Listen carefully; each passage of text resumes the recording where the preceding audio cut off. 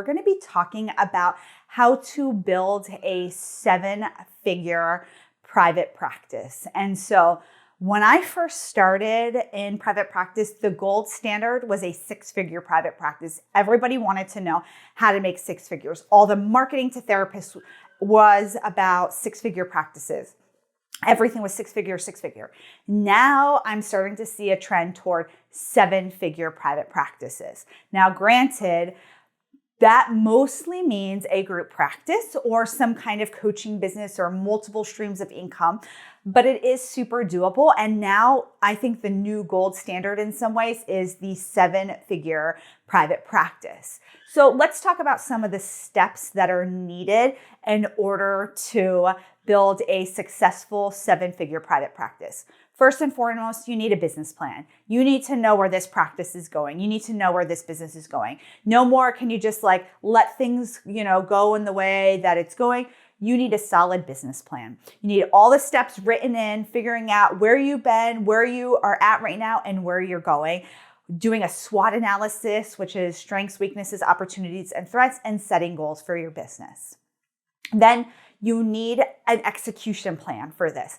And usually with your execution plan, you need help. I have a 7-figure group practice. We have myself, my clinical director, 2 site supervisors, a director of operations, an office manager, and an intake coordinator, admin assistant. So there are me plus 1, 2, 3, 4, 5, 6 team members. I did a little org chart there in case you were wondering, supporting 30 to 35 other therapists. And that's what it takes in order to execute our business plan, right? One part of our business plan is to be really accessible to people. And one way that we're really accessible to people is by answering the phone.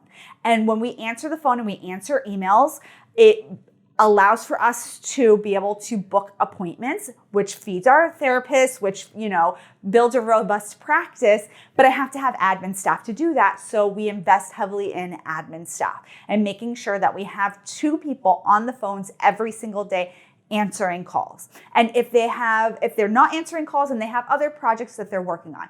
But if you're looking to build a 7-figure private practice or some kind of course, coaching, something, you're going to need help. You're going to need admin staff, and you're probably going to need some kind of leadership team in place in order to allow you to do what you do. So the third thing is really for you to become the visionary of your practice. You're the one who's dreaming. You're the one who's setting goals. You're the one who's going to move this project forward. And so allowing yourself to do that might look like cutting back your clinical hours. It might look like putting right people in the right places. It might look like scheduling appropriate meetings and, thinking about how to manage threats like lower insurance reimbursement rates or, things that are coming down the pipe for therapists. And so you need to be available to grow this practice. The next thing you need is really a solid financial plan.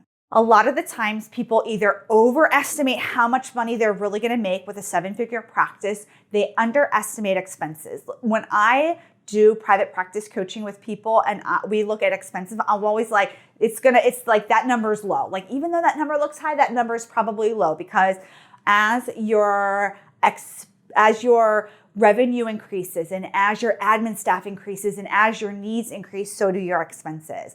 And there's ways to control expenses, which is why you need to have a good financial plan. You need to have an accountant. You might even have a financial advisor at this point, or somebody like a business manager who can say, did we really need to order $300 worth of supplies from Amazon every single month? I don't even know what our Amazon bill is at this point, because we have a large amount of supplies every single month, right? But if you have a solid business plan, then you can always go back to that to decide whether your Amazon bill is going to be really high and where your money is going to go. So your business plan is going to tie into your financial plan, but you do need to have a financial plan. You need to have your numbers down. You need to know if you add another employee or contractor, how much that's going to bring you. If you expand to a new location, a new office, how much that's going to cost you and bring you in. If you need to get more referrals, right? Let's say you have a slow month and your employees are like, looking around like, where are my referrals? Do you have a plan in place for that? That's more of a marketing plan, which is going to be my next thing. You need a marketing plan. There are so many solopreneurs that are word of mouth only, and that have fantastic practices, and they make 6 figures and above, and they're great. But when you have a group practice, you have to have a marketing plan. You have to have something in place to get referrals. It's really important. You can't just do the same old. You have to usually spend money. I always recommend anybody doing a group practice to do Google AdWords. It's just a quick, easy way to get referrals in. Have a solid SEO plan, have a Google My Business listing, have a Psychology Today listing. You probably need to do it all, especially if you're trying to fill up other therapists, till you figure out what your formula is. We know what our formula is. We need referrals, we turn on the Google AdWords. We don't want referrals, we have a wait list, we turn off the AdWords. Just like a funny side note, Liz, who is our director of operations, asked me today, she's like, did you turn the AdWords back on? The phones were, really busy today. I'm like, no, we didn't, just happened to be like that. But we have that communication style where we know that we need to figure out where we're at even day to day. And so that is really important. I'm going to talk about the last thing that you need. But first, I want to thank our sponsor, TherapyNotes. They have been so instrumental in helping me build my 7-figure private practice. They have really made it easy for me to run reports on my group practice, to see where we have credits, where we have balances, if any insurances got rejected, if notes are complete. It's so easy, so great. I really do appreciate TherapyNotes so much because it's so important to running a successful group practice. So if you are thinking about running a group practice, I want you to check out TherapyNotes. So many group practice owners that I know have started with or switched over to TherapyNotes because they really are meant for the group practice. So I hope you can check out TherapyNotes. The last thing that you need to run a successful 7-figure private practice are systems. We have so many systems in place. And one thing I absolutely love about my team is when we find a problem in our systems, we're like, okay, we need a system for this. We need to have this outlined. We need it streamlined. We need to figure out how to make this work. Having systems in place, intakes, taking payments, paying people, meetings, supervision, all of these things need structure. They need a system.